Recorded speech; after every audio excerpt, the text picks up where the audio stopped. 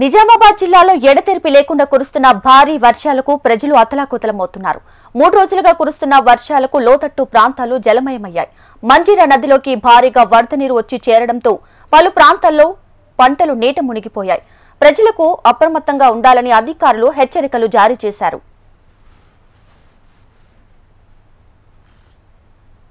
వర్షాలు 2-3 నెలల నుంచి వర్షాకాలంలో వర్షాలు లేకుండా ఈ మంజీరా నదిలో అసలు చుక్క నీరు లేకుండే రైతులంతా ఎంతో ఆందోళన ఉండే. ఈ వారం రోజుల నుంచి వర్షాలు పడటం వల్ల మంజీరా ఉధృతంగా పెరుగుతుంది.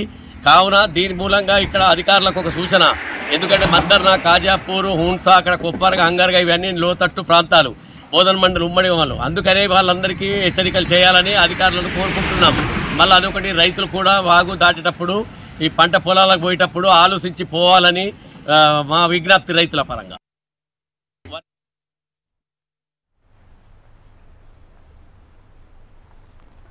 నిజామాబాద్ జిల్లాలో ఎడతెరిపి లేకుండా కురుస్తున్న భారీ వర్షాలకు ప్రజలు అతలాకుతలమవుతున్నారు. 3 రోజులుగా కురుస్తున్న వర్షాలకు లోతట్టు ప్రాంతాలు జలమయమయ్యాయి. మంజీరా నదిలోకి భారీగా వరద నీరు వచ్చి చేరడంతో పలు ప్రాంతాల్లో పంటలు నీట మునిగాయి. ప్రజలు అప్రమత్తంగా ఉండాలని అధికారులు హెచ్చరికలు జారీ చేశారు.